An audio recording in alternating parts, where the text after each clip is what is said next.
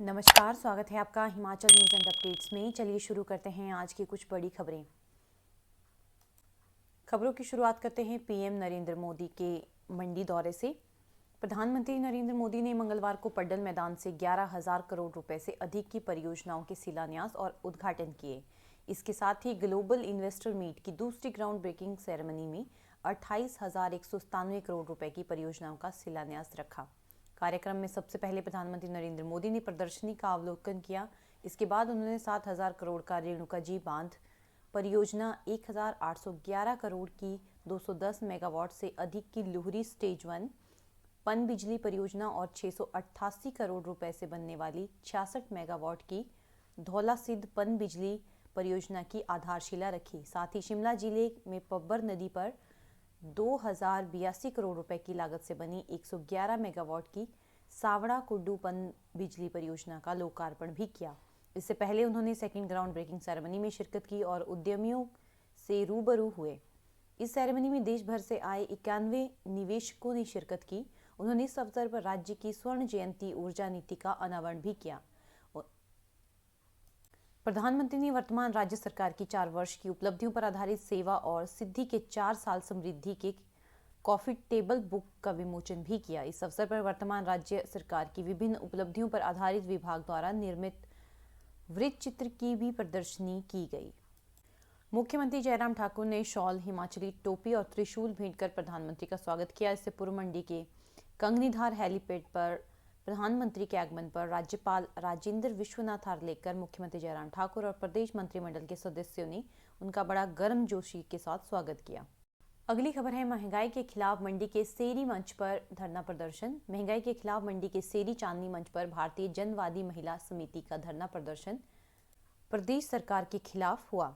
महिला समिति की जिला अध्यक्ष वीना वैद्य ने कहा कि जनवादी महिला समिति लगातार रसोई गैस की बढ़ती कीमतों और रोजमर्रा की आवश्यक वस्तुओं, डिपों के माध्यम से मिल रहे सस्ते राशन और खाना पकाने के तेल में बेतहाशा वृद्धि की गई है। महंगाई ने आम महिलाओं का जीना मुश्किल किया है।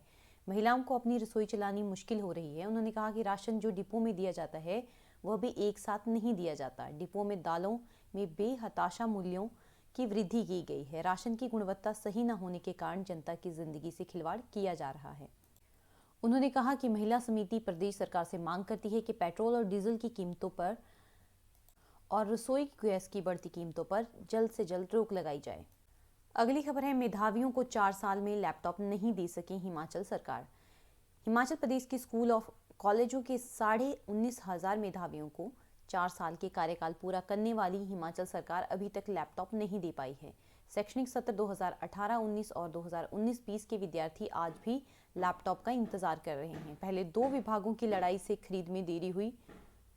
अब वित्त विभाग में प्रस्ताव फंस गया है। खरीद प्रक्रिया में सिर्फ एक ही कंपनी पात्र बची है।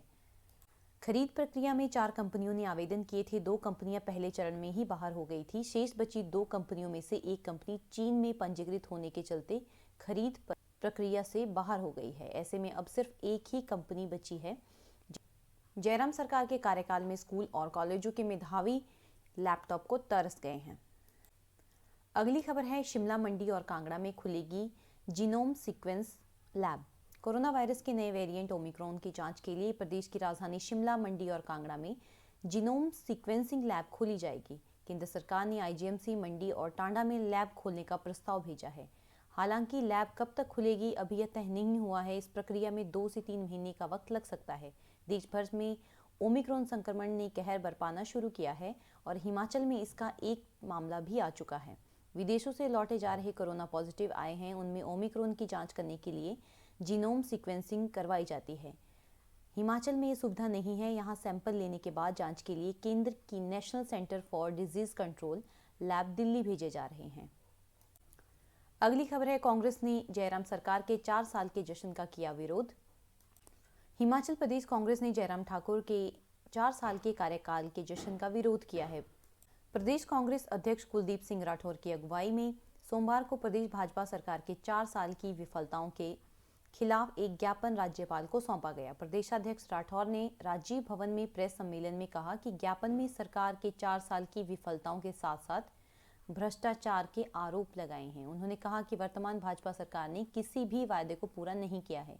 बढ़ती महंगाई के साथ कोरोना काल में पर्यटन, परिवहन, शिक्षा के क्षेत्र में बुरी तरह प्रभावित हुए हैं। इस दिशा में सरकार ने ना तो कोई ध्यान दिया है और ना ही कोई राहत दी है।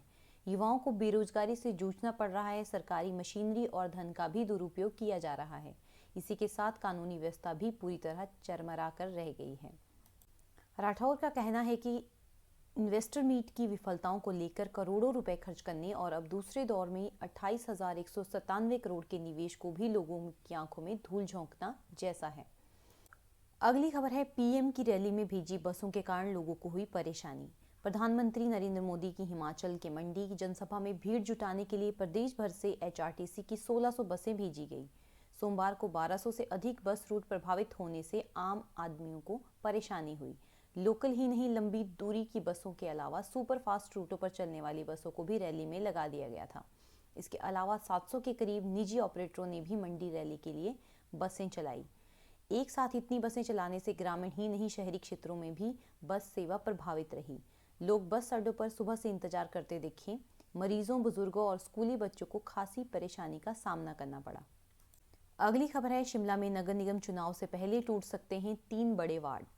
हिमाचल प्रदेश की राजधानी शिमला में नगर निगम चुनाव पहले शहर में वार्डों की संख्या 34 से बढ़ाकर 37 करने की तैयारी है। इसके लिए कई वार्ड तोड़कर 2 भागों में बांटे जाएंगे। इसके लिए इन वार्डों की आबादी और क्षेत्र के आकार से जुड़ा रिकॉर्ड तैयार कर लिया गया है।